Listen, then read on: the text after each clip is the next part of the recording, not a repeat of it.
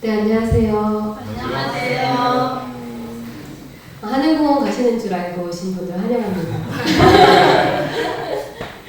오늘 제가 준비한 그 강의의 주제는요, 그 사랑의 언어인데요.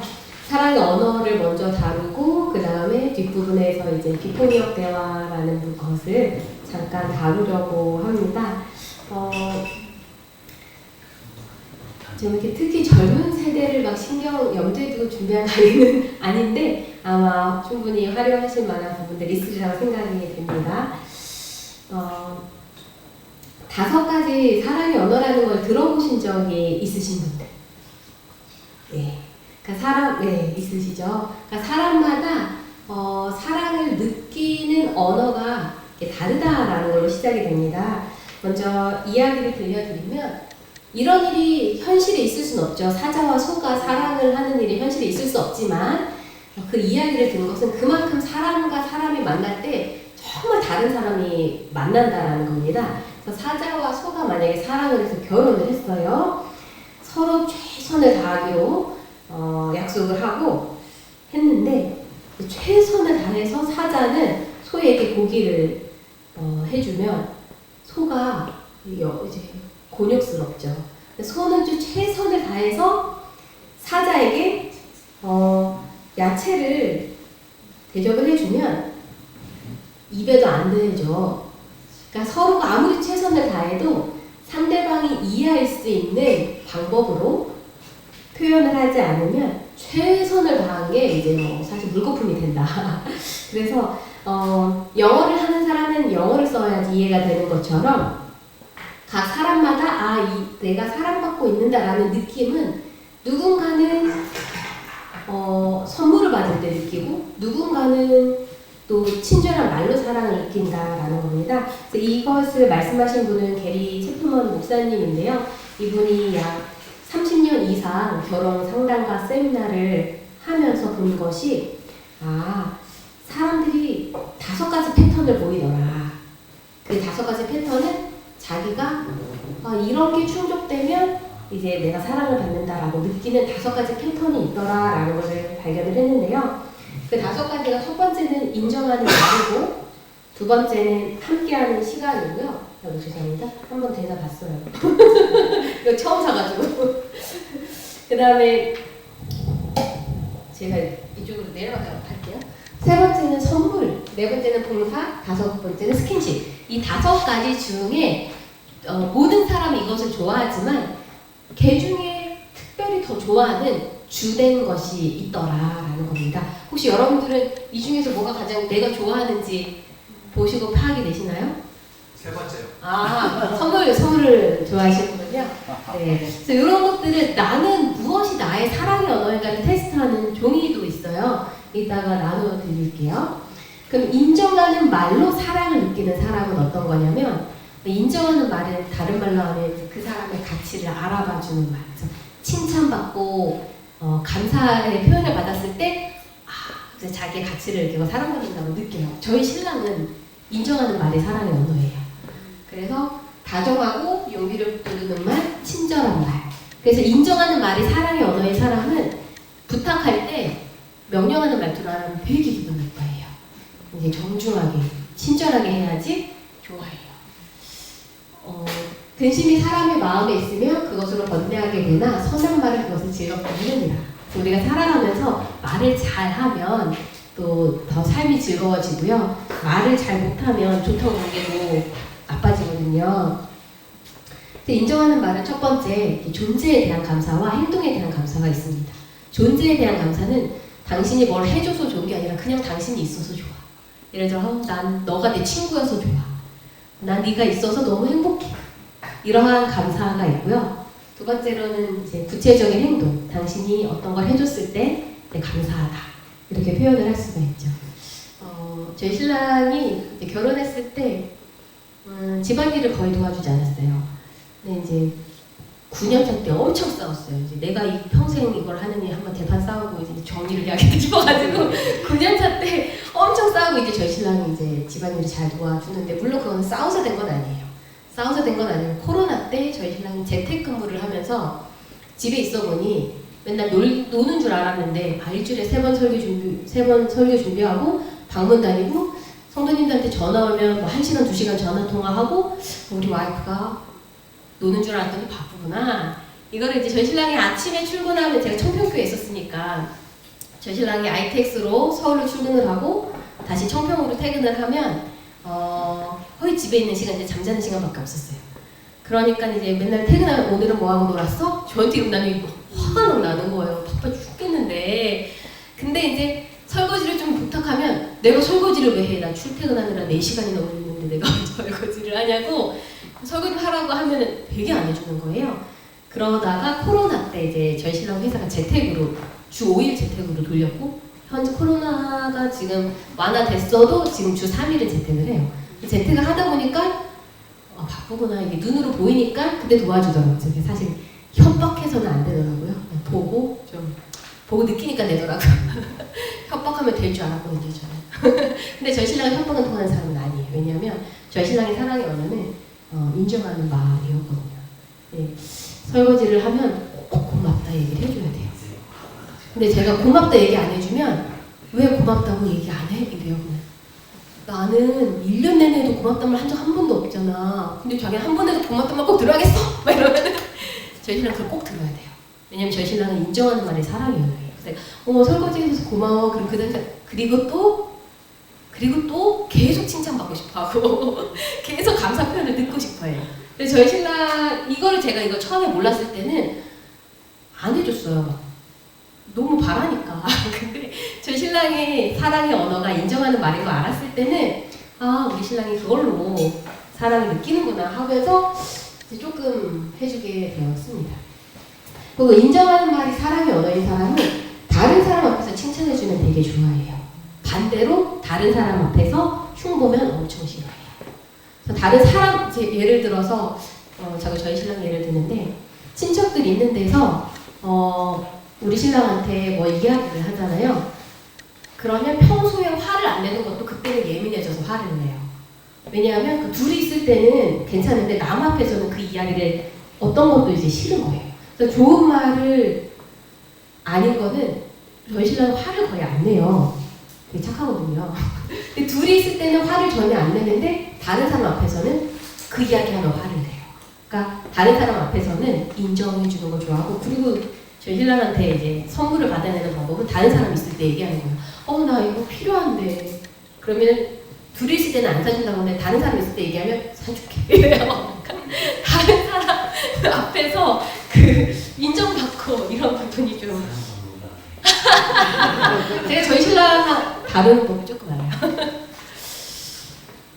근데 인정하는 말을 좋아하는 사람은 아까 말씀드렸듯이 부탁은 좋아하는데 명령은 싫어해요. 그러니까 부탁과 명령을 구분해야 되는데 자기가 뭐 이거 필요한데 이런 걸 좀 해줄 수 있어요? 라고 하는 건 부탁이에요. 쓰레기 아직도 안 비웠네. 오늘 빨리 쓰레기 비워야지. 쓰레기 비워. 이건 명령이에요. 그래서 부탁은 저는 당신이 필요합니다. 당신이 이거는 충분히 당신이 해줄 수 있는 능력이 됩니다. 라고 존중을 해주는 거고요. 명령은 지배하고자 하는 거기 때문에 부탁은 좋아하는데 명령은 싫어합니다. 그래서 어떤 새롭게 하셔서 TV에 어떤 분이 이렇게 얘기를 했더라고요. 그래서 아내가 어떤 그 물건을 높은 데 있는 걸 꺼낼 때 그게 힘들 때 여보 지금 당신의 이 큰 키가 좀 필요해요. 했더니 남편이 키가 더 커지고 싶었대요.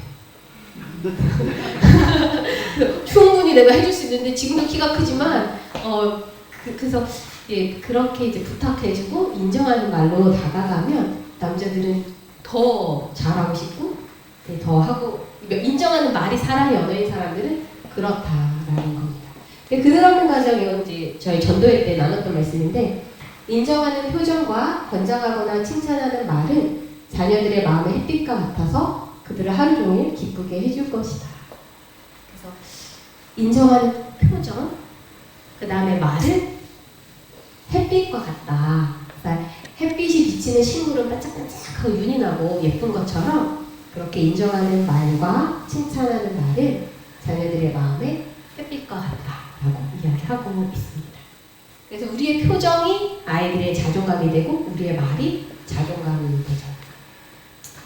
어렸을 땐 똥만 싸고 이쁘다고 하는데 클수록 잔소리가 많아지잖아요. 어렸을 때는 그래서 어렸을 때 칭찬받기 좋아하는 아이들은 10대가 돼서도 그리고 어른이 돼서도 좋아합니다. 혹시 농담이어서 이 말 잘하는 분이 계실지 모르겠어요. 상처 주는 말 실컷 해놓고 농담이야 이렇게 하면 이제 들은 사람은 짜증이 나고 그리고 저 사람이 되게 이제 진실하지 않다라는 느낌을 받아서 진짜 농담은 괜찮은데 상처 주는 말을 해놓고 농담이야 라고 하면 농담인데 왜 그렇게 예민하게 굴어 그렇게 하면 이제 좋은 태도는 아닙니다.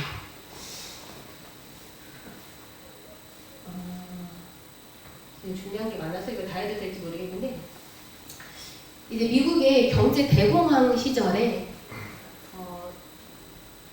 권투 챔피언십이 열렸는데요. 키 큰 사람은 그 당시 챔피언이고요. 키 작은 사람은 2전 챔피언이에요. 근데 저 오른쪽에 있는 분은 당시 챔피언이 되면서 엄청 이렇게 호화로운 삶을 살고 있었습니다. 근데 왼쪽에 있는 분은 이전 챔피언 타이틀을 놓치고 그 전에 쌓아놨던 부도 다 잃어버리고 한국 부둣가에서 일용직으로 살고 있었어요. 그런데 그 제임스 그레독이 왼쪽이고 맥스 베어가 현 챔피언인데 제임스 그레독이 내가 다시 한번 챔피언 타이틀을 노려봐야겠다 생각을 했습니다. 그때 아내가 해준 말이에요. 못하러 그렇게 하냐. 그냥 지금 일용직이나 하고 살아라. 이렇게 말을 하지 않고 당신이 싸우는 의미를 조금 알 것 같아요. 그러니까 당신이 누구인지 꼭 기억해요. 당신은 버건의 투견이고 뉴저지에 자라고 있는 모든 사람의 희망이고 내 아이들의 영웅이자 내 가슴속의 영원한 챔피언 제임스 제이 브래독임을 반드시 기억해요 라고 아내가 말을 했대요. 저 말은 당신이 이번에 다시 도전을 해서 챔피언을 되찾든 되찾지 않든 당신은 기억하세요. 당신은 우리의 영웅이고 내 마음속에 영원한 챔피언입니다. 이 챔피언 타이틀을 다시 찾았을까요? 못 찾았을까요? 찾았어요.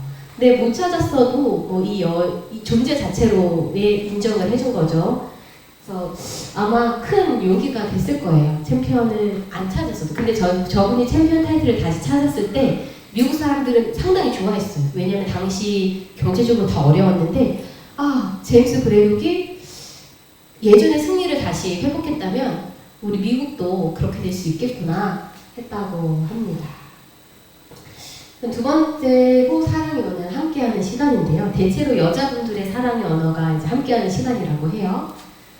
함께하는 시간은 같이 있는 것뿐만이 아니라 그 시간을 전적으로 그 사람한테 집중을 해야 되는 시간입니다.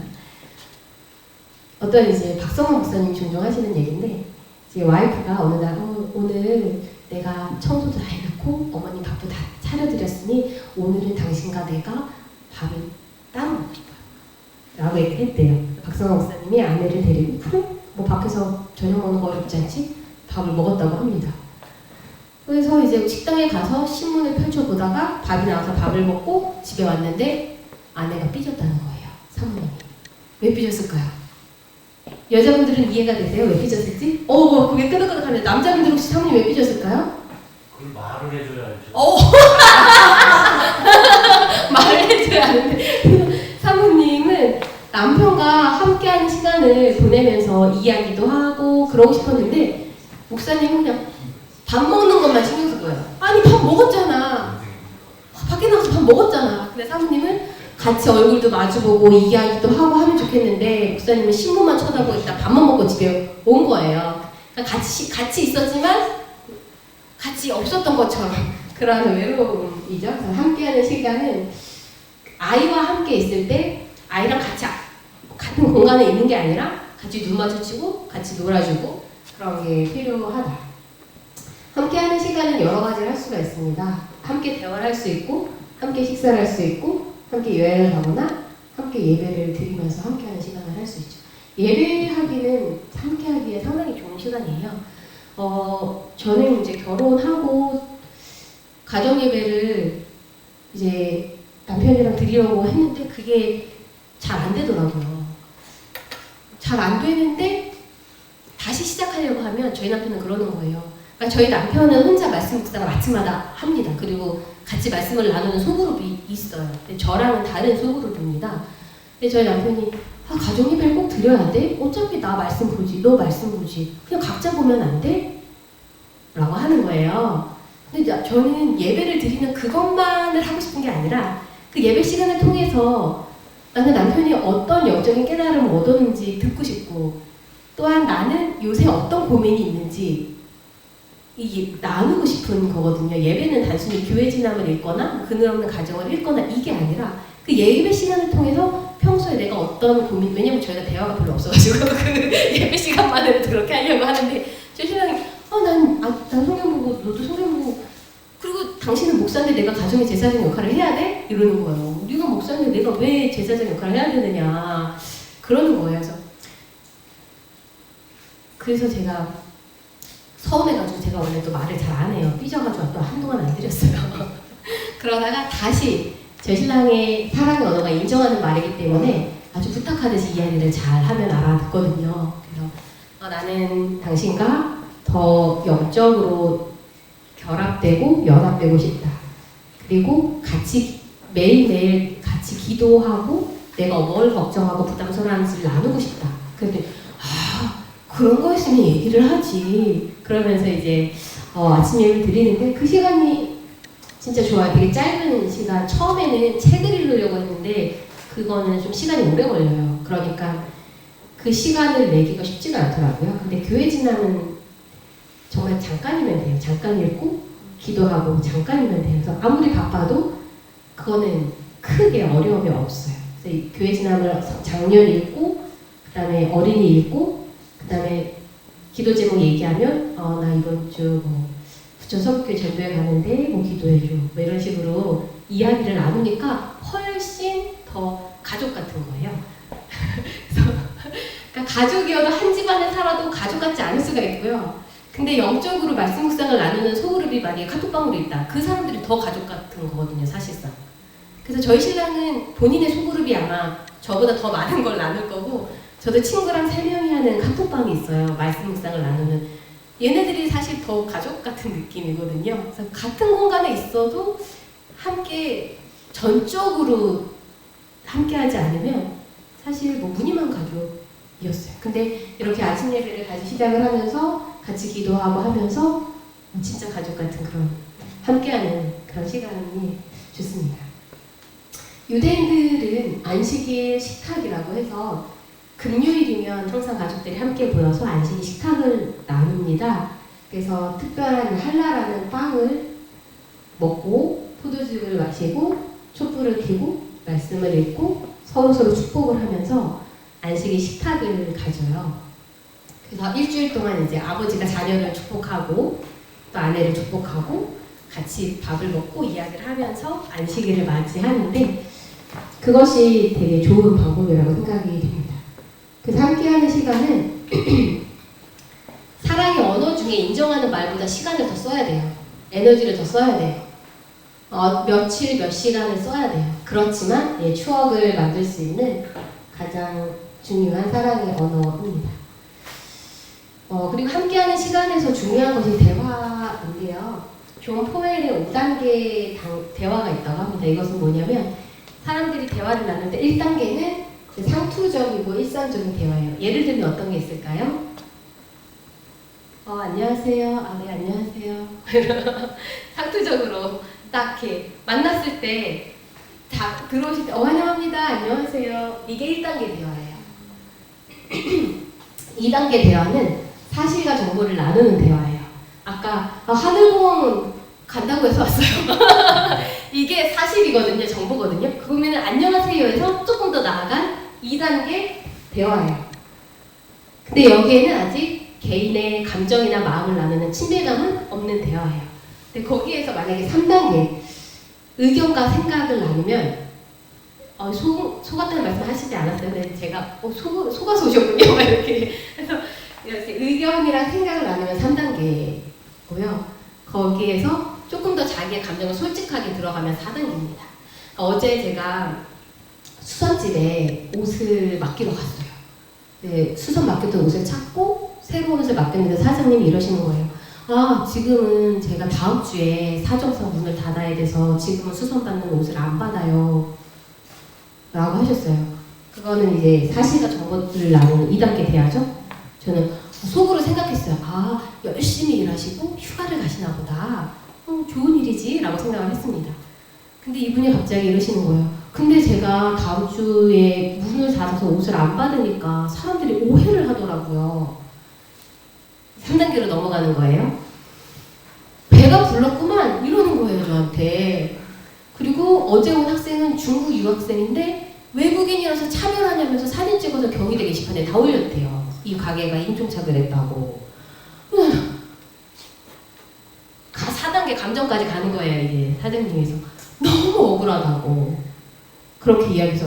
근데 사실은 내가 병원에 가서 검진을 받고 소견서를 써주고 경희대병원 가라는 말을 들어서 내가 휴가를 내고 4박 5일 건강검진 받으러 가는 거라고.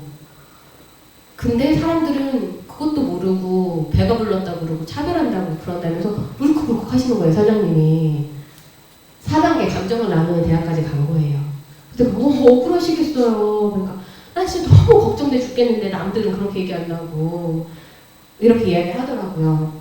그래서 제가 어제 5단계까지는 못 간 것 같아요. 그냥 사장님한테 정말 억울하시겠다, 걱정되시겠다, 건강검진 잘 받고 오시고 제가 맡긴 옷은 정말 부담 없이 일주일을 걸려도 돼, 2주일을 걸려도 되니까 편하게 부담 없이 해주셔라. 그냥 이렇게 얘기하고 왔는데 5단계까지 갔다고 하기에는 조금 부족한 대화고 그래서 그 사장님이랑은 4단계까지 갔어요. 그래서 감정에는 이러한 단계가 있다. 그런데 2단계까지는 어떤 친밀함도 느낄 수 없는 근데 만약에 가족에서 1, 2단계의 대화만 한다면 메말라요. 그냥 나 오늘 휴가야, 나 오늘 야근이야, 늦게 올게 이 정도가 2단계거든요. 만약에 이런 것만 계속되는 대화가 없다라고 하면 되게 메마른 관계가 되죠. 근데 3단계, 4단계, 5단계까지 가야지 진짜 이제 친밀하고 가족 같은 단계가 됩니다. 선물, 이제 한병만 목사님 사랑의 언어가 선물이라 그랬는데요. 선물은 이제 내가 당신을 기억했다. 뭐 어디 갔다가 뭘 줄 때 내가 당신을 생각했다라는 그런 마음의 표현이에요. 저는 사실 테스트를 했더니 5개 중에 가장 낮은 게 선물이었어요. 우리 신랑은 못 받은 것 같아요.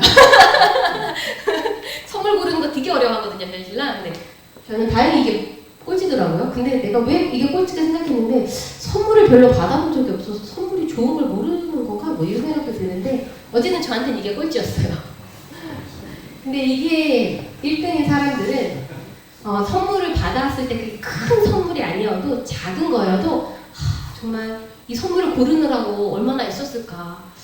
참 이거 고민하고 이거 사오느라고 한 그 모든 노력과 마음과 시간을 알기 때문에 고마운 거예요. 이 사람이 선물을 고르기 위해서 얼마나 고민했을까? 얼마나 이제 애를 썼을까?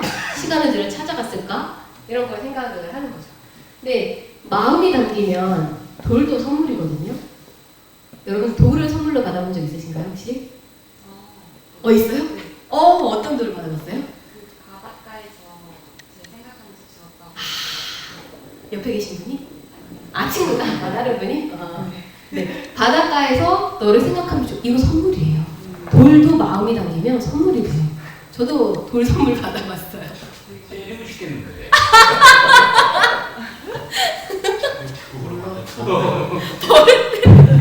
그러니까 이거는 여러분들이 이제 나의 상대방의 사랑의 언어가 뭔가를 잘 파악하고 그거에 이제 집중을 하셔야 되는 거예요. 근데 저도 돌을 선물로 받아왔어요. 저도 같은 거였는데 제가 천명선교사를 가서 아팠어요. 아파가지고 목소리도 안 나오고 그런 상태로 훈련에 참가하지 못했는데 그 당시 이제 다른 팀 사람들은 이제 서바이벌 리바이벌이라고 해가지고 이제 극한 훈련을 받는 거였어요. 폭포에서 뛰어내리고 막 이렇게 바닷가에서 막 앞구르기 뒤구르기 하고 막 이랬는데 저는 아파가지고 열애가 됐어요. 근데 이제 저희 그 천명선교사 동기 중에 한 명이 아, 우리가 이렇게 힘들게 훈련을 받는데 돌이 하나가 보였다. 근데 너가 생각이 났다.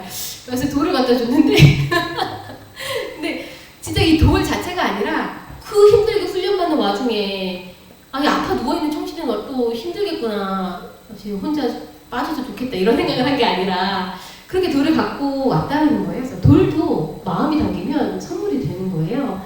근데 이 옆에 이 컬러풀한 그림이 뭔지 아시나요? 맞습니다.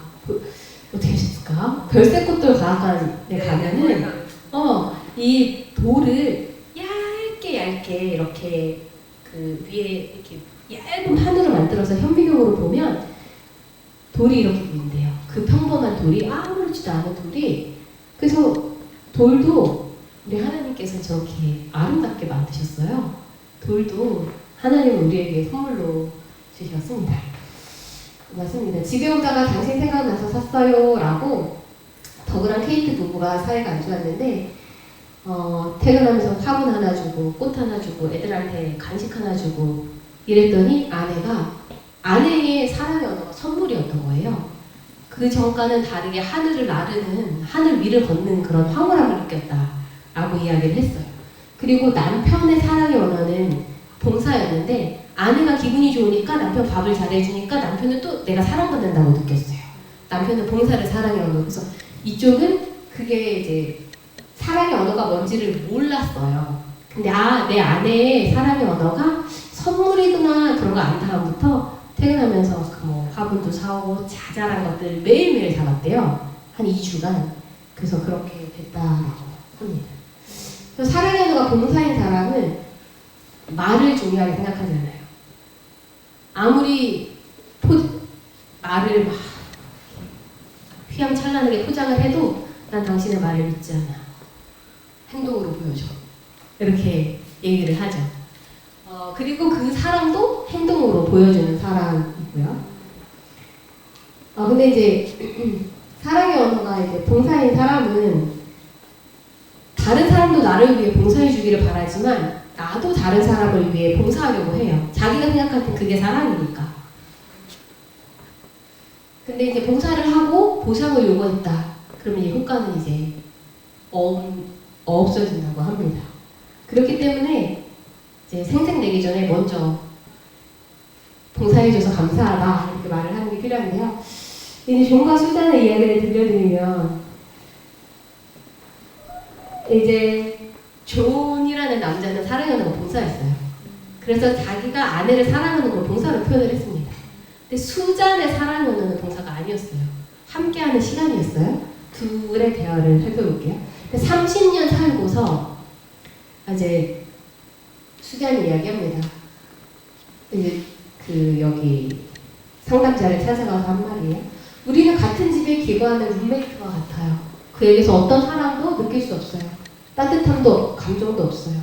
텅 비어 있죠. 더 이상 이대로 살 수 없어요. 라고 아내가 말을 했어요. 남편이 뭐라 그러냐면 난 이해할 수가 없어요. 아내의 말을 이해할 수가 없어요. 나는 특히 지난 2-3년간 그녀의 불평이 심해진 이후로 내가 그녀를 사랑한다는 것을 보여주기 위해 모든 것을 했습니다. 근데 아무런 도움도 된 것 같지 않군요. 내가 무슨 일을 해줘도 그녀는 사랑을 느낄 수 없다고 계속 불평했어요. 더 이상 어떻게 해야 할지 모르겠습니다.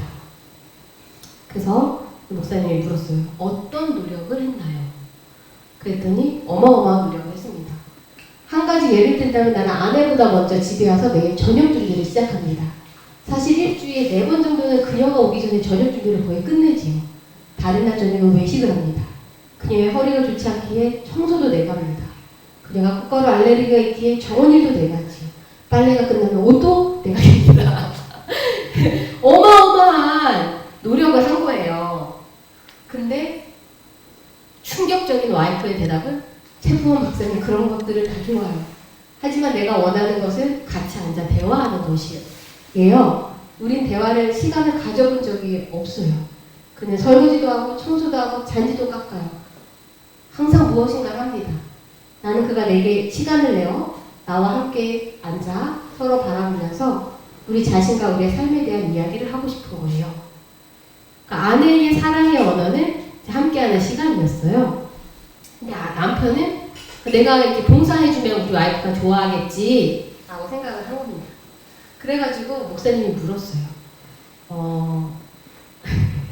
그러면 목사님 눈치를 챘을 거예요. 이 남편의 사랑의 언어는 봉사고 아내의 사랑의 언어는 함께하는 시간이에요. 남편한테 그렇거든요. 당신은 아내가 당신을 위하여, 그러니까 남편은 조는 수잔을 위해서 설거지 빨래 다 해주는데 아내가 뭘 해줬으면 좋겠냐.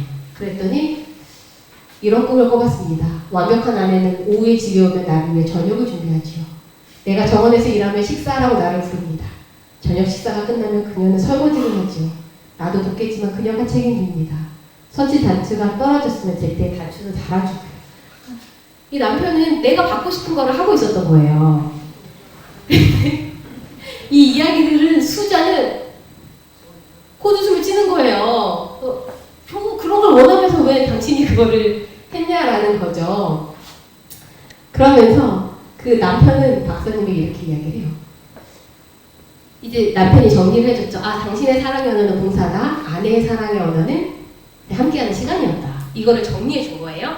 그랬더니 지난 30년 동안 나에게 이런 말을 해준 사람이 왜 단 한 명도 없었을까요? 일을 하는 대신 매일 밤 한 15분 정도 그녀와 대화를 나눌 수 있었을 텐데요. 그러니까 이 말은 뭐냐면 30년 동안 집안일 새거 빠지게 했는데 이걸 알았으면 내가 그 고생을 안 하고 15분 동안 소파에 편하게 앉아서 아내에게 사랑을 줬을 텐데 그걸 몰라서 내가 30년 동안 집안일만 했다. 그런데 아내는 사랑을 못 느꼈다라고 한다. 그러니까 사랑의 언어가 다르기 때문에 서로에 대한 사랑의 언어를 파악하지 못해서 일어난 일이에요. 그러니까 아내가 하나가 빠졌나 봐요. 아내가 중간에 이런 얘기를 했어요. 그런 건 나 할 수 있어요. 그러니까 당신이 30년 동안 그렇게 힘들다는 건 사실 나 어려운 거 아니다. 내가 못할 수 있고 내가 솔직히 잘해줄 수 있다. 당신 나와 이야기만 해준다면. 그래서 남편이 그걸 모르고 내가 30년 동안 고생을 했구나 라고 이렇게 이야기를 하는 겁니다. 그래서 이제 의사소통이 필요하죠. 근데 봉사가 이제 어린 아이로 넘어가는 봉사를 해볼게요. 우리 아까 아이가 태어나면 부모들이 해주는 봉사는 어떤 봉사가 있죠? 밥 먹여주고, 씻기고, 입히고, 재워주고 다 해주죠. 근데 만약에 이 아이들이 10대가 됐어요. 그때도 먹여주고, 재워주고, 씻겨주면 좋아할까요, 안 좋아할까요? 그때 되는 그 싫어하고요. 문도 이제 열고 들어오지 못하도록 하고요. 그래서 어릴 때 아이들의 필요한 봉사와 10대 때 아이들에게 필요한 봉사가 달라요. 그래서 아이들이 성장할수록 부모가 해주는 봉사의 그 역할이 달라집니다.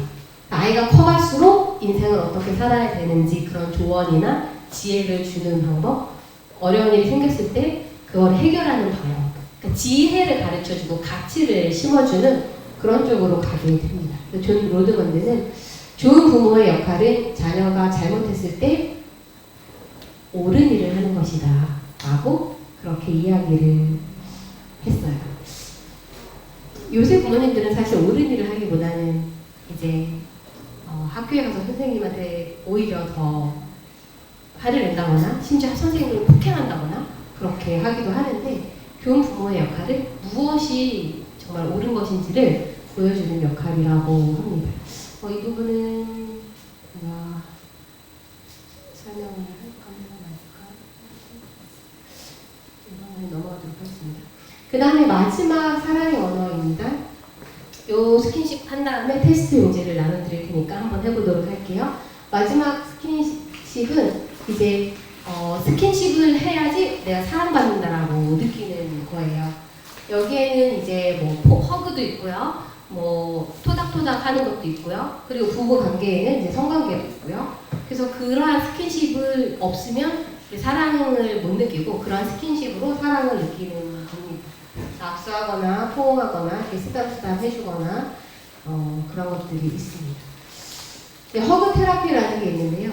이렇게 포옹을 하면 이제 스트레스가 낮아진대요. 그리고 마음을 든든하게 해주고 포옹하는 순간 긴장 수치가 이렇게 떨어지게 되고 그렇다고 합니다. 그래서 정신치료제라고 해요. 어린 자녀와 10대 스킨십도 달라지죠. 어렸을 때는 안아주고 뽀뽀해주는데 이제 고학년 되고 10대 되면은 애들이 싫어해요. 특히 친구들 있는 데서 하면은 되게 싫어해요. 모른 척 지나가기를 바라죠. 그래서 사춘기나 또는 다 성장한 자녀들과는 포옹하고 뽀뽀해주고 안아주기보다는 뭐를 할까요? 돈을 줘. 너무 지혜로운 대답이네요. 어떤 교수님이 그런 얘기를 했어요. 사춘기 아이들한테는 두 가지만 말한다. 하나, 뭐 먹고 싶니? 둘, 돈 필요하니? 사춘기 아이들 이 두 가지만 하면 된다. 다른 말을 하더라. 그리고 뭐 먹고 싶니 했을 때 사줘라, 절대 만들어주지 말라, 이렇게 이야기를 하더라고요. 사춘기 아이들한테 필요한 말이라고 그렇게 하셨고, 사춘기 아이들이나 아이들이 자라면 이제 스킨십은 대체로 이제 하이파이브나 어깨를 마사지 해주는 거나 또는 뭐 팔씨름 정도로 가고요. 이렇게 과한 스킨십은 하지 않는다고 합니다. 그럼에도 불구하고요, 10대도 스킨십을 좋아하는 아이들도 있어요. 스킨십이 사랑인 아이들은 이게 이제 십자가에서 살아난 가정인가? 라는 책에서 10대의 5가지 사랑의 언어라는 책에서 나온 거군요. 이제 16세인데 저는 엄마가 제 등을 문질러 주실 때가 참 좋아요. 엄마가 등을 문질러 주시면 제 모든 문제가 해결되는 것 같아요. 이 아이의 사랑의 언어는 스킨십인 거예요. 싫어하는 애들도 있지만 좋아하는 애들도 있어요. 숙제하면서 제일 좋을 때는 엄마가 곁에 오셔서 어깨를 주물러 주실 때예요. 수학 문제를 모두 까먹었는데도 엄마가 그렇게 해주시면 마음이 편안해져요. 엄마가 그렇게 해주시고 가면 기분이 한결 좋아지고요. 10대의 아이들이 그 스킨십에 대해서 이야기하는 것들이 점점 많이 있습니다. 네. 그래서 사랑의 언어를 보면은 5가지로 예를 들었는데 사람마다 사랑의 언어가 다르다. 근데 그 사랑의 언어를 잘 몰라서 못 맞춰주면 내가 아무리 노력해도 상대는 내가 사랑받는다고 느끼지 못한다. 그리고 그 사람의 주요 언어가 뭐 스킨십인 사람도 있고 인정하는 말인 사람도 있지만 그 주요 언어가 아니라 다른 언어들도 사실 다 중요하다. 그래서 하나만 맞춰준다고 되는 게 아니다라는 건데요. 그러면 이제 저희가 한번 제가 테스트 용지를 드릴 테니까 한번 본인의 사랑의 언어를 살펴볼게요. 볼펜이 있으시겠어요? 네, 글씨를 좀 작아도 볼펜이에요. 아니 안경은 안 하고 나 이거 뭔 이거 못 봐. 제가 앞에서 읽어드릴게요. 5가지 시간이 안경을 딱 써주고 이거 하시다 보면은 되게 헷갈리는 부분도 있을 거예요. 둘 다 좋은데 근데 조금이라도 더 좋은 거에 표시하시면 되세요.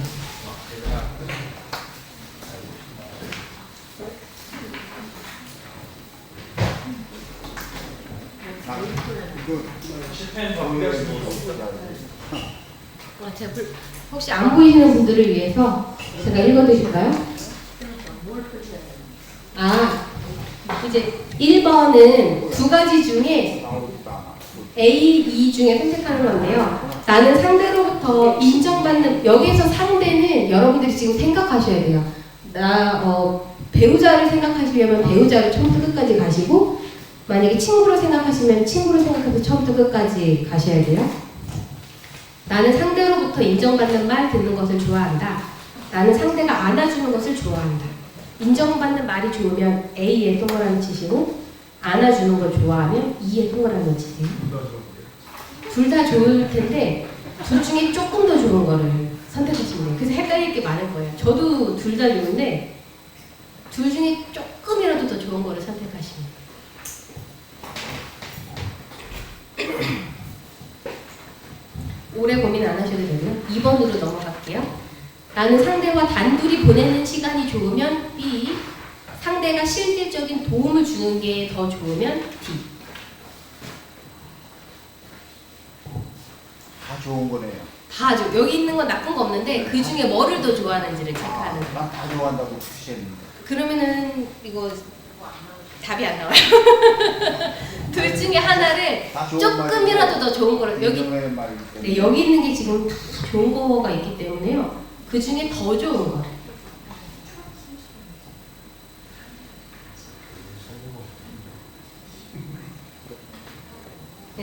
3번 갈까요?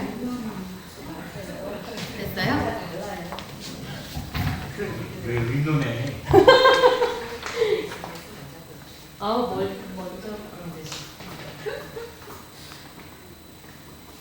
그래서 요게 더 둘 중에 좋은 거를 옆에서 이렇게. 아 여기다가. 네네. 여기다가 A, B, 그냥. A랑 E 중에 뭐가 좋은지. 아, B와 D 중에 뭐가 좋은지. 그 두 가지. 그래서 A가 몇 개 나오나 B가 몇 개 나오나 나중에 이걸 찾을 거거든요. 알겠습니다. 그래서 상대가 누군지 그리고 배우자로 하려면 배우자 아니면 뭐 친구 하려면 친구 또 다른 가족 하려면 이렇게 생각하고 가야 가시는 거예요. 오케이요 그냥. 네, 가족들의 속도가 달라요.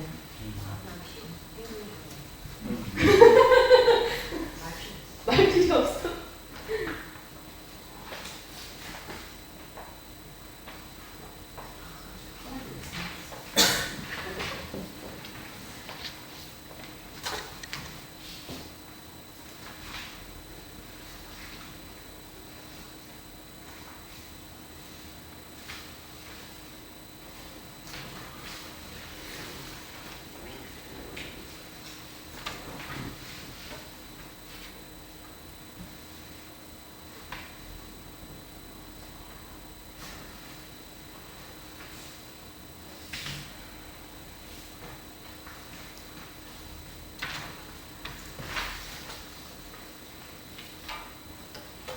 도움이 필요하시면 말씀하세요.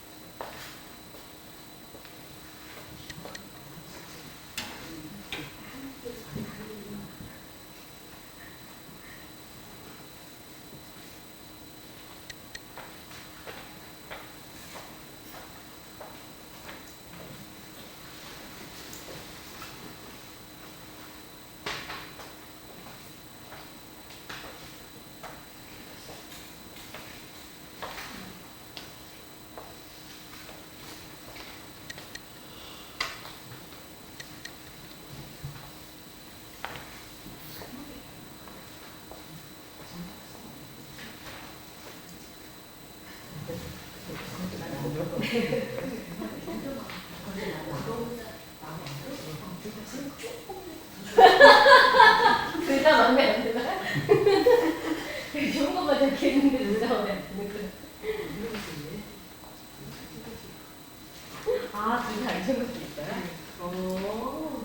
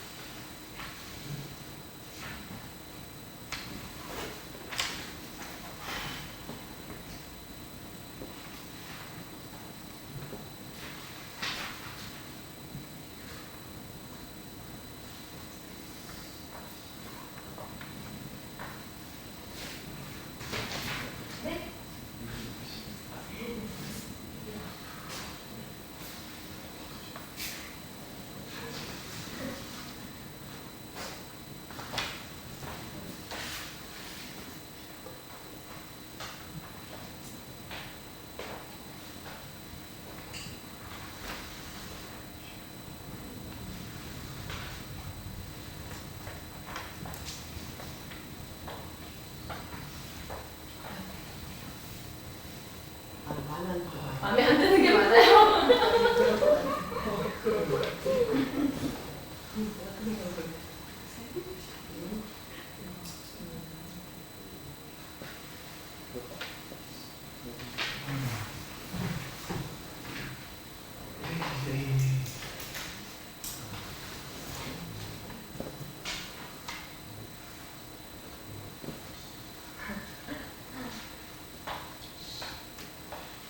둘 다 좋아가지고 선택하기가 어려웠는데.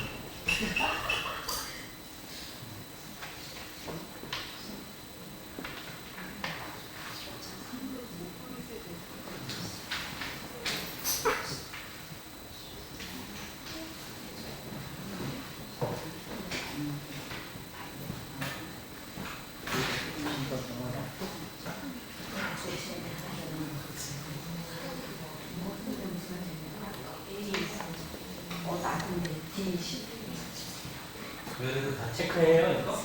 아, 네, 몇 개 나왔는지 A 개수, B 개수 해서 가장 많이 나온 게 주된 사랑의 언어거든요. 제1 언어거든요, 이게. 아, 선물이 안 나왔어요.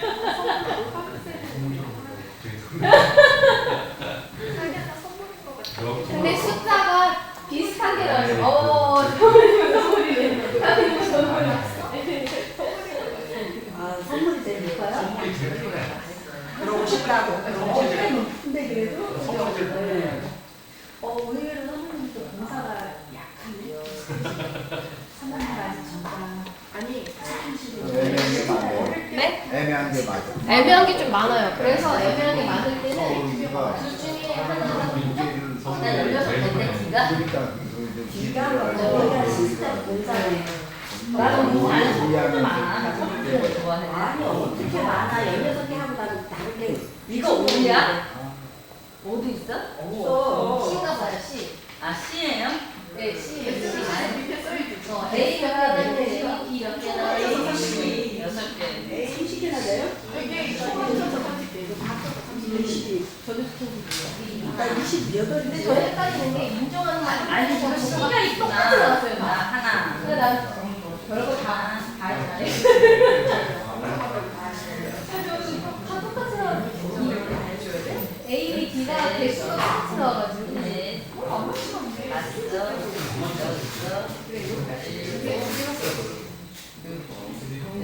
열, 아홉. 저희가 20개. 아홉 개. C는 아, 7일 빼먹었어. 선물이 2개, 4개 내니까. 네. 선물이 제일 크네. 선물이 아니 상대방이 제일 크네. 목사님, 뭐가 제일. 네. 좀 뭐가 돼요? 아, 목사님이요? 네. 목사님. 뭐가 돼요? 인정하는 말. 그럼 B. B. 이가 뭐야? 이 스킨십. 뭐야? A 아니에요 A? 목사님? 맞아. B. 헷갈리는 거 있어요? 그거 뭐예요? 아, 다 나왔어요? 뭐가 제일 높아요? B. 아 B. B예요? 나도 B가 2등이야. 아 1등을 찾는 건 2등 필요 없어. 1등은 B예요. B? 네. 공사? 네. 역시 못해. 아, 멋진 게 아니지.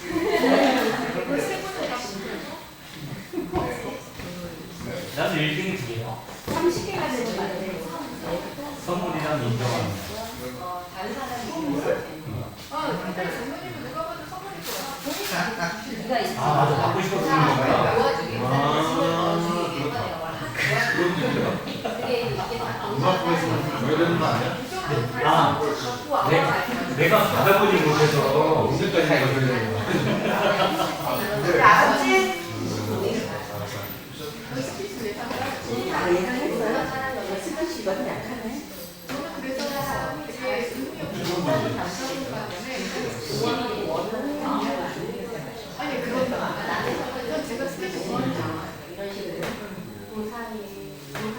나는 D가 제일 많아, D가. 인정한 말. 선물이 하나야? 나는 B가 1개야. 나는 9개. 스킨십은 나랑 인정하는 말하고 난 스킨십이. 선물을 4개야. 그건 두 번째. 함께하는 시간이고 무슨 말이고 내가 안 맞으니까. 네. 아니, 그냥 볼 마음에 안 드는 것도 있는데 그냥 찍었어. 네. 만약에 이렇게 사랑의 봉사를 본인의 사랑의 언어를 확인을 하셨는데 좀 헷갈리는 게 있다, 좀 아닌 것 같다라고 하시면 이 부분을 보고 또 생각을 하실 수가 있어요. 내가 다른 사람들한테 어떻게 사랑을 표현하는가. 봉사를 하는 사람은 어쩌면 내가 원하는 게 봉사일 수도 있고요. 다른 사람한테 인정하는 말을 잘해주는 사람은 자기도 그런 걸 원하기 때문에 다른 사람한테 그렇게 해주는 걸 수도 있어요. 내가 자주 불평하는 게 뭔가, 왜 당신은 이런 거 안 해줘? 이런 거 불평할 때, 그게 나의 사랑의 언어구나. 내가 가장 자주 요청하는 것은 무엇일까? 뭐 그런 것도 사랑의 언어가 읽어주는 거예요? 있습니다. 근데 이제 저는 이걸 하고 나서 저희 남편의 사랑의 제1 언어가 인정하는 말이라는 걸 알았을 때 그때 조금 이제 마음 내키게 고맙다라거나 칭찬의 말이 나오더라고요. 그전에는 진짜 치사해 보였어요. 그렇게 바라나? 그렇게 잘 일을 해도 내가 더 많이 하고 집안일 해도 내가 더 많이 하는데 뭘 그렇게 고맙다는 말을 꼬박꼬박 들어야겠나. 근데 그게 되게 치사하게 보였는데 그 제 1의 사랑의 언어가 인정하라는 말인 걸 알고 나니까 그다음부터 좀 더 여유롭게 할 수 있게 되더라고요. 그 저의 사랑의 언어는 저는 지금 바뀌었어요. 옛날엔 함께하는 시간이었는데 최근에 하니까 스킨십으로 나오더라고요. 근데 어쨌든 그 두 개가 저희 주요 언어기는 해요. 채워줘서 그런 거 아닐까요? 함께하는 시간이 채워졌고 그 다음에 스킨십. 그래서 되게 예리하실 것 같아요. 맞는 것 같아요. 왜냐면 저는 이제 가족 예배를 드리면서 함께하는 시간이 좀 채워진 것 같아요. 그 다음에 이제 스킨십이 나온 것 같아요. 그래서 이렇게 서로의 사랑의 언어를 표현하면 더 이제 좋은 관계를 갈 수가 있으니까 친구와의 관계도 그래요. 이 친구의 인정하는 말이 사랑의 언어다 그러면 난 그런 거에 대해서 감사 인사를 안 하고 넘어가면 그 친구는 서운해할 수가 있죠. 그러니까 서로의 사랑의 언어를 파악하는 것은 소통하기에 더 좋을 수 있습니다. 그 다음에 제가 준비한 거 되게 많은데 이건 다 넘어가서요. 몇 가지 대화에 필요한 기억하면 좋을 것들을 설명을 하도록 할게요. 사랑의 언어는 이전에 이게 끝내고 인정 5 비단 1의 법칙이라는 게 있습니다. 이것은 뭐냐면은 사람을 살펴보니 인정하는 말과 비난하는 말의 비율이 5대 1이 되면 그 사람들은 어려움이 있어도 관계를 회복시켜 나가더라. 근데 이 인정이 최소한 5배가 되지 않으면 그 관계는 좋지가 않더라. 예를 들어 자녀한테 이제 너는 왜 너 이렇게 밤에 늦게 들어왔어? 너 숙제 아직도 안 했어? 이렇게 비난을 했다. 그러면 이거의 5배 되는 인정을 해줘야 된다는 거예요. 최소 5배. 그래서 이 5대 1이 비난이면 사춘기도 두렵지 않다라고 이야기를 하거든요.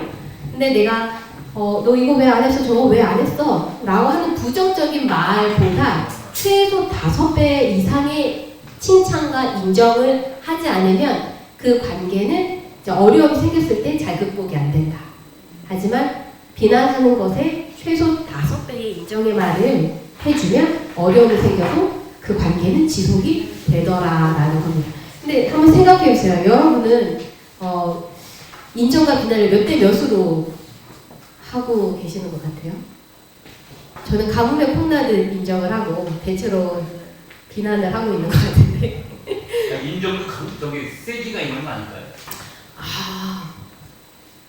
인정도 세기가 있겠죠? 네. 예를 들면 혹시 어떤 인정해줄 때 잘 일어났네. 이게 인정인가요? 아침에 일어나서 눈 떴으니까 네네. 잘 일어났네. 그러니까 얕은 인정이야. 왠지 놀리는 것 같기도 하고. 근데 나이 들면 일어났다고 맞잖아. 눈 떴다고 맞는다고 하죠. 그러니까 센 인정은 네. 센 인정은 뭐라고 그러냐면 큰 일은 안 했지만 그거보다 더 확대해서 크게 인정해 줄 때 그거는 높겠죠. 네. 그러니까 비난도 센 비난 한 방에 얕은 인정 5개면 네. 그거는 그거는 좀 안 맞는다. 그것도 좋은 생각인 것 같습니다. 그래서 정말 크게 힘들게 상처를 주고 그 다음에 그걸 회복하려면 또 센 인정으로 같이 가야 된다. 그런 이 5대 1의 법칙을 생각하셔서 내가 이렇게 비난의 말이 나올 때는 내가 또 요거를 또 다시 인정으로 채워줄 수 있도록 노력을 하는 게 필요할 것 같습니다. 그 다음에 제가 여러분과 나누고 싶은 것은 이제 비폭력 대화라는 건데요. 이 비폭력 대화가 뭐냐면 상대방에게 공격하지 않고 이렇게 예의를 갖추는 대화라고 볼 수 있는데 제가 이 비폭력 대화를 접하게 된 거는 약 20년 전에 접했어요. 그 접하면서 내가 이 비폭력 대화를 좀 더 일찍 알았다면 그때 그 사람에게 상처를 주지 않았을 텐데 내가 이거 좀 더 알았더라면 좀 더 일찍 알았더라면 하는 그런 후회가 들었던 대화입니다. 근데 비폭력 대화에는 4단계가 있는데 우리 삶에 영향을 미치는 구체적 행동을 처음에 관찰한다, 두 번째는 그 관찰에 대한 느낌을 전달한다. 세 번째는 그 느낌을 내가 왜 느꼈을까? 나한테 어떤 요구가 있기에 그런 느낌을 받았지? 요구를 파악한다. 네 번째는 자기의 느낌과 요구를 파악한 다음에 다른 사람한테 부탁한다인데 감이 안 오시죠? 조금 더 나아가면 이렇습니다. 먼저 관찰은 사실만을 이야기해야 돼요. 예를 들어 만약에 어떤 사람이 쓰레기를 함부로 버렸다라고 했을 때 공중도덕을 안 지킨다. 이거는 판단이에요. 관찰이 아니에요. 관찰은 저 사람이 쓰레기를 길바닥에 버렸다. 요렇게 팩트만 들어간 게 관찰이에요. 근데 그 사람은 좀 인간성이 덜 된 것 같아. 요거는 관찰이 아니에요. 이거는 판단이에요. 근데 대화를 할 때는 이렇게 관찰로 가야 된다는 거예요. 평가로 가면 그 사람이 반격을 시작을 하거든요. 그래서 당신이 당신이 뭐라고 말했을 때 이런 거는 이제 관찰인데 당신이 화냈을 때 요거 나 화낸 거 아니야 라고 말할 수가 있거든요. 그래서 이런 거는 이제 평가다. 그래서 어떤 일을 할 때는 항상 사실 그대로 이야기를 해야지 상대방이 이제 공격받았다라고 느끼지가 않는 거예요. 그 다음에 느낌. 당신이 그렇게 했을 때 나는 무서웠다라거나 이거를 이제 좀 더 이해를 돕기 쉬워. 제가 많이 이해를 몰라서 또 저희 이야기를 들면은 제가 결혼을 하고 저희 남편은 상당히 정적인 사람이에요. 하루 종일 집에 있어도 심심하지 않은 사람이에요. 근데 저는 밖에 나가 놀아야지 오늘 하루 알차게 보냈다가 되는 사람이고요. 집에 하루 종일 있으면 한국 같은 시간을 집에서만 보냈네 막 이런 성격이거든요. 근데 우리 남편은 하루 종일 집에 있어야지 오늘 잘 쉬었다. 이러니까 안 맞아요. 그래서 제가 이제 따로 놀기 시작을 해가지고 이제 저 혼자 산에 다니고 이러고 놀고 있는데 저희 신랑은 이제 방에 들어가면 인터넷 강의를 듣고 혼자서 책을 보고 하면서 하루 종일 집에 있을 수 있는 사람이고 밥 먹을 때랑 화장실 갈 때만 방에서 나와요. 그러니까 제가 신혼 때 너무 답답한 거예요. 그래서 제가 그 비폭력 대화를 연습할 때 이거를 예로 들어서 연습을 했어요. 만약에 이걸 관찰로 간다면 이런 거죠. 당신이 어제 몇 시부터 몇 시까지 또는 뭐 어제 하루 종일이라고 해도 상관은 없겠죠. 방에서 인터넷 강의를 듣느라 밥 먹을 때랑 화장실 갈 때만 밖에 나왔을 때 여기에는 평가가 들어가 있지 않고 이게 관찰이에요. 100% 사실로만.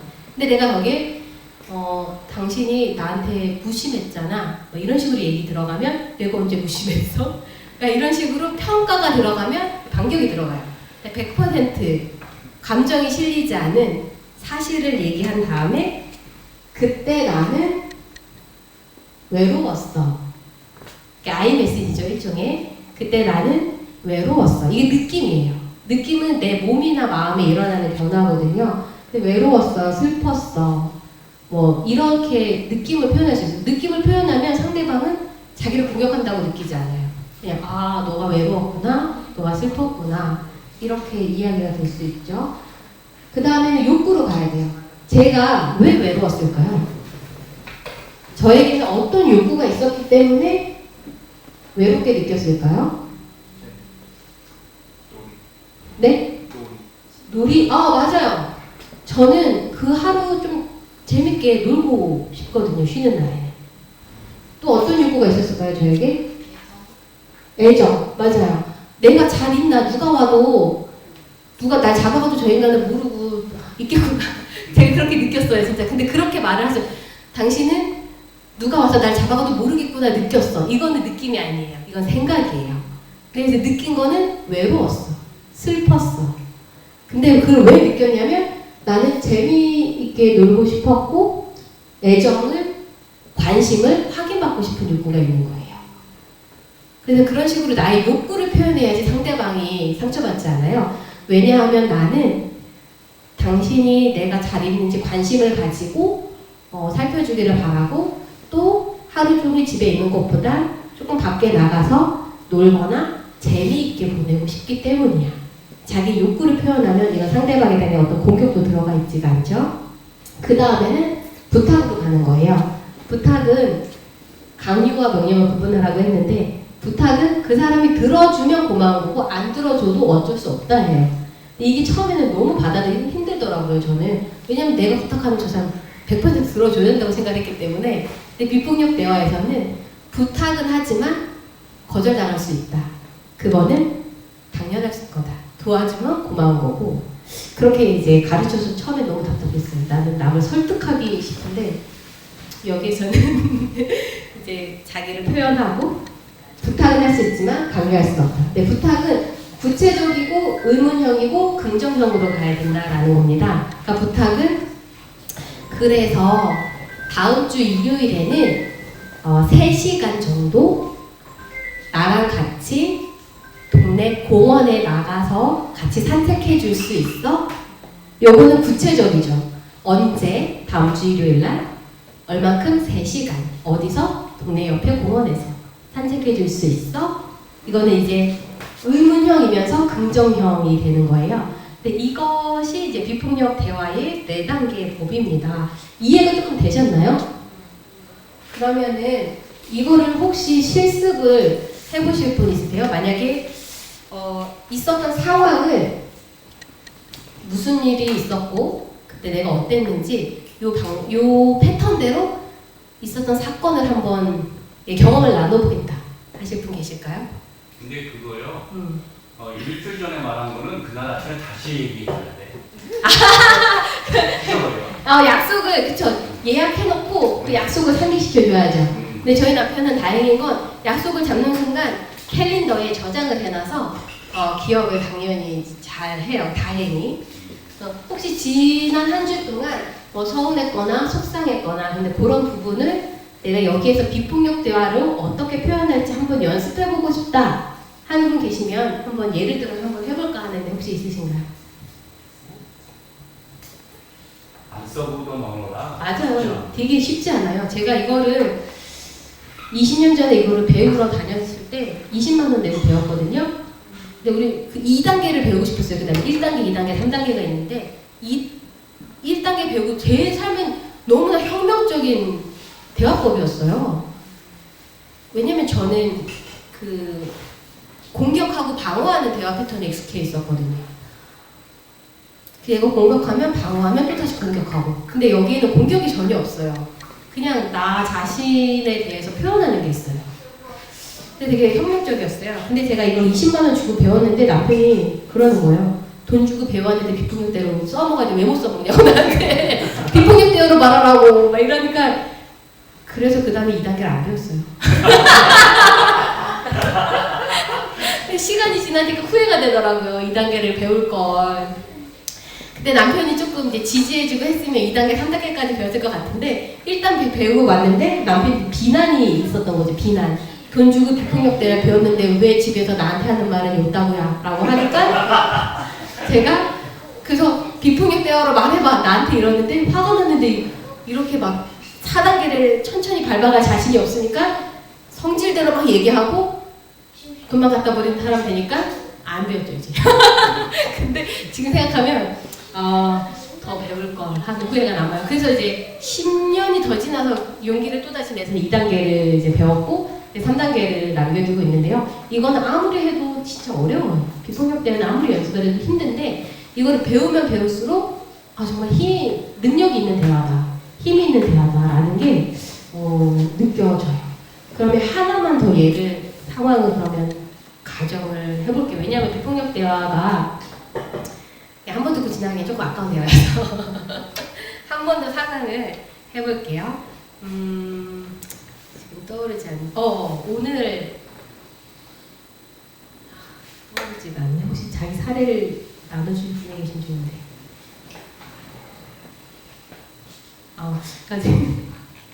네 있어요?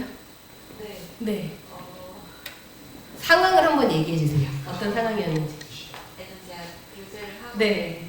있는데 이제 엄마가 계속 이제 이런 거 싸우지 말라고 얘기해줘 이렇게 많이 있어요. 음. 근데 저는 그런 얘기 계속 들으니까 어.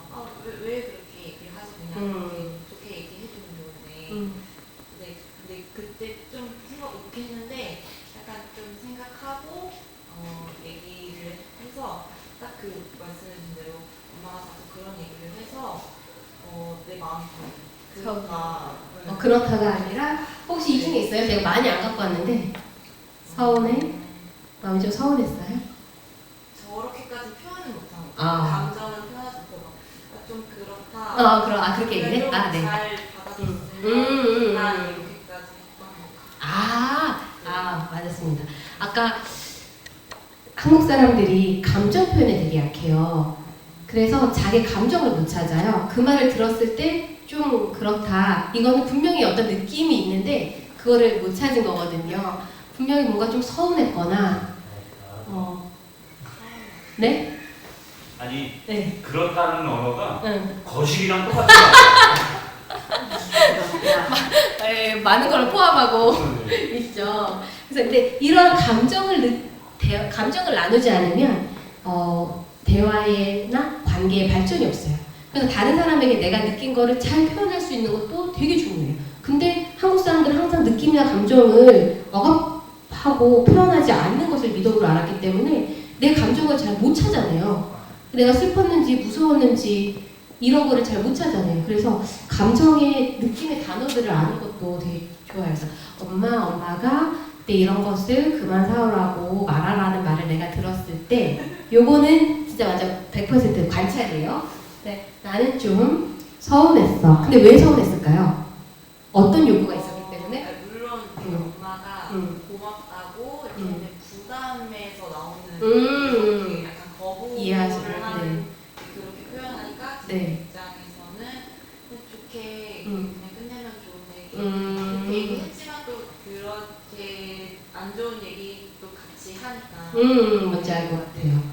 그러면 여기에서 이게 제가 다 갖고 온 게 아니어가지고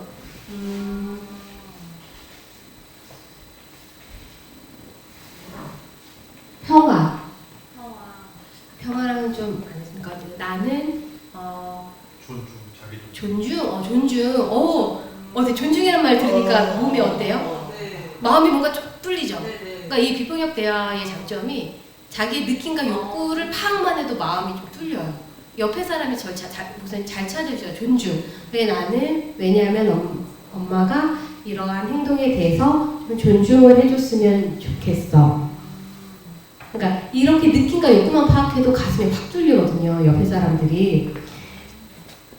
그 다음에 이제 부탁으로 간다면 그러니까 다음에 뭘 사오면 좀 고맙다고 말해주세요. 이렇게 그런 식으로 할 수가 있는데 이것은 나 자신을 표현하기도 하지만 다른 사람을 이해하는 데도 이 대화법이 필요해요. 다른 사람의 저 사람이 어떤 느낌을 느꼈을까? 어떤 욕구가 있어서 그랬을까? 그런 걸 파악하는 데도 비폭력 대화는 되게 도움이 돼요.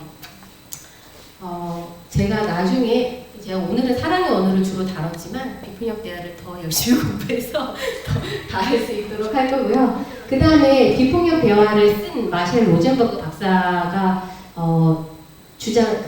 이론 중에 하나가 번역기를 돌려라예요. 어떤 사람이 말을 하면 그 말은 나한테 너무 속상한 말이더라도 그 말은 무조건 두 가지로 구분된다. 부탁이거나 감사. 부탁 아니면 이게 안 되는구나. 사가지고 처음 쓰는 거라고.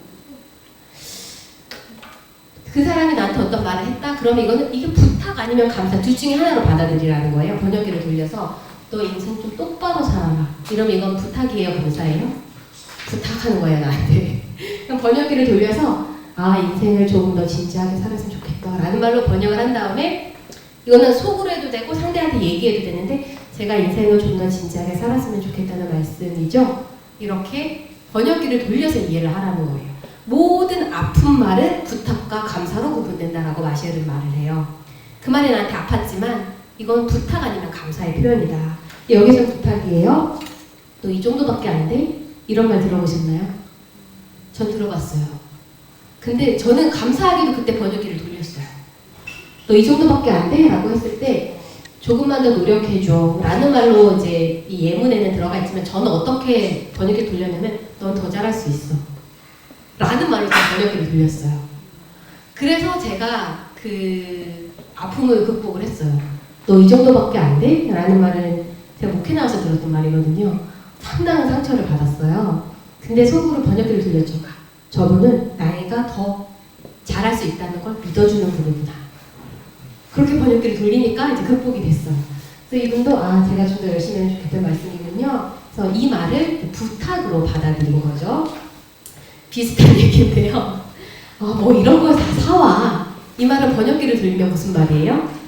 고맙다. 고맙다는 말인 거죠. 근데 이 말은요, 우리 엄마는 맨날 이래요. 돈으로 주지.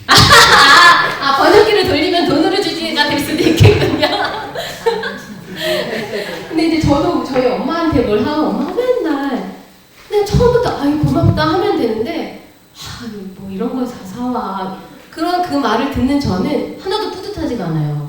왜냐면 저의 사랑의 언어 중에 하나는 또 저는 사실 인정하는 말, 봉사, 함께하는 시간이 다 똑같이 나왔어요. 그러니까 그 다 높아요. 그러니까 저는 인정하는 말도 저한테 되게 높은 거예요. 나는 인정하는 말을 듣고 싶은 건데 엄마는 미안해서 하시는 말씀인 건 아는데 뭐 이런 거 사와 그러면 힘이 쫙 빠져요. 그럼 저는 이제 이걸 고맙다고? 그러면 그냥 고맙다고만 말해도 돼 이렇게 얘기를 하는데 이제 이 비폭력 대화는 그 사람의 욕구를 파악하는 거예요. 저 사람은 왜 이렇게 말을 했을까? 그 사람은 나한테 부담을 주기 싫은 그런 마음이 있는 거죠. 그러니까 그런 거를 파악해 주면서 가는 사실 번역기를 돌린 정도의 수준이면 엄청난 수준의 사람이 되는 거예요. 근데 요것만 기억을 해도 좋을 것 같아요. 그리고 모든 아픈 말은 무엇과 무엇으로 구분된다? 부탁과 감사로 구분된다. 누가 나한테 아픈 말을 했으면 그것을 나에 대한 어떤 비난으로 받아들이기보다 이것은 또 다른 어떤 부탁의 표현이고 또 다른 감사의 표현이다. 요것만 해도 저희가 마음의 상처를 조금 덜 받을 수가 있죠. 그 다음에 이제 정서적 대화라는 게 있는데 정서적 대화는 다른 말로 심정 대화라고 하고요. 또 다른 말로 가슴의 대화라고 해요. 이거는 마음을 나누는 대화예요. 그래서 20%는 상대방의 상황을 이렇게 간략하게 이야기를 해주고 70%는 그 사람의 마음을 파악해주고 10%는 그런 너를 위한 나의 마음을 전달해주는 건데요. 예를 들어 안 적어놨구나. 엄마 나 이번 주 우리과 MT 간다? 라고 만약에 딸이 얘기했어요. 어떤 사람 뭐라고 얘기할 것 같아요? 카드 줄까? 맞아요. 그러니까 근데 엄마 나 이번 주 MT 간다 라고 하니까 어떤 엄마는 얼마? 이렇게 근데 딸은 이제 뭐 했더니 돈 달란 말 아니야? 아니야 이렇게 이제 대화 예시가 있고요. 또 다른 대화는 이제 그것이 어쩌면 일반적인 대화의 또 다른 모습이기도 하죠. 근데 정서적 대화는 이번 주에 MT를 가는구나. 대학교에 들어가서 첫 MT인데 되게 기대되고 설레겠다. 그게 이제 심정 알아주기예요. 여기를 70% 쓰라는 거예요. 그래서 거기서 새로운 사람도 만나고 즐거운 경험도 하고 물론 MT가 뭐 그런 것인지 아닌지 저는 대학생 때 신학관 MT라는 걸 안 가기 때문에 모르지만 이제 기대되고 설레겠다. 친구들과 같이 잠자고 맛있는 거 먹고 해서 얼마나 신이 날까? 이렇게 알아주라는 거예요. 그 다음에 마지막 심정 전달하기는 나도 너가 새로운 경험을 할 걸 생각하니까 엄마도 너무 기뻐. 이런 식의 대화가 이제 정서적 대화. 다른 말로 가슴의 대화, 다른 말로 심정 대화. 그래서 마음을 알아주고 마음을 표현해주는 것이 정서적 대화인데 이러한 정서적 대화를 하면 자녀들의 그 정서 통장이 차곡차곡 채워져서 웬만한 상처로는 상처를 받지 않고 근데 이 만약에 정서 통장이 메말랐다 이런 게 심정 대화가 이루어지지 않았다라고 하면 이제 상처나 그런 거 쉽게 받게 되겠죠. 이게 아마 마지막이 될 것 같아요. 여기 마지막이네요. 끝났네. 이거 하나만 더 설명을 할게요. 이것도 비폭력 대화에 나오는 내용인데요. 어떤 아이가 책상에 부딪혀서 아팠어요. 울었어요. 우리 옛날 어르신들 대체로 어떻게 반응했죠? 책상 안 부러졌어? 책상 괜찮은 거야? 옛날 어른들은 아이가 책상에 부딪히면 책상 떼지겠지 이렇게 할머니들이 책상을 때려줬어요. 근데 이것은 아이에게 나를 아프게 한 사람은 때려도 돼 라는 걸로 인식이 되기 쉽다라는 거예요. 그러면 어떻게 해야 되나? 책상에 부딪혀서 아팠겠구나, 괜찮아? 아이를 먼저 살펴주고 아이의 마음을 알아가지고 여기 밴드 붙여줄까? 여기서 아이를 살펴준 다음에 안 다치려면 어떻게 해야 되지? 라고 하면서 책상 위치를 바꾼다거나 책상에 충격 방지하는 거 붙여준다거나 이렇게 처리를 해주면 아이가 내가 나중에 아픈 일을 겪었을 때 나도 돌보고 다른 사람도 다치지 않게 하는 방법을 배워야 되는구나, 그걸 찾아야 되는구나 라고 인식이 될 수 있다 라고 비폭력 대화에 나와 있습니다. 그래서 어렸을 때부터 너무 당연한 얘기였잖아요. 떼지 때려줄까? 할머니가 때려줄게 이러면서. 근데 그것은 아이에게 너를 아프게 하면 너도 그 사람을 아프게 해도 돼 라는 잘못된 인식을 심어줄 수 있다는 거죠. 반대로 나도 보호하고 다른 사람도 보호하는 게 비폭력 대화의 핵심입니다. 그리고 마지막 성경절 한번 같이 읽고 마치실게요. 내 사랑하는 형제들아, 너희가 알거니와 사랑하다 듣기는 속히하고 말하기를 더디하며 성내기도 더디하라. 사람을 성내는 것이 하나님의 일을 이루지 못하느니라. 대화에서 중요한 것은 사실 말하기보다 듣기라고 해요. 그래서 듣기는 속히하고 말하기는 더디하고. 어제 그 수선집 사장님처럼 그러니까 말하기를 빨리 하면 상처를 줄 수가 있죠. 근데 저희는 충분히 상대방의 입장을 들어주고 어떤 사정이 있나 살펴주고 그리고 내 말은 조금 더 아끼고 그러한 의사소통을 하면 좋겠습니다. 이렇게 마치도록 하고 기도하고 마칠까요? 네. 사랑의 하나님 아버지, 오늘 이곳에서 함께 대화에 대해서 이야기를 나누었습니다. 하나님께서 주신 가슴과 하나님께서 주신 입술로 우리가 친구끼리, 가족끼리, 또한 성도님들끼리 우리 서로 더 행복하게 지내갈 수 있도록 도와주시옵소서. 지혜를 주셔서 우리의 혀를 어떻게 사용해야 할지 알려주시고 또한 각 복잡한 상황 속에서 우리 하나님을 의지하여서 주께서 주시는 말로 말할 수 있도록 도와주시옵소서. 우리 부천 서북교회와 역국교회를 축복하여 주시고 또 주께 기도할 때에 풍성한 응답을 받는 교회가 되도록 축복하여 주시기를 예수님의 이름으로 기도합니다. 아멘. 감사합니다.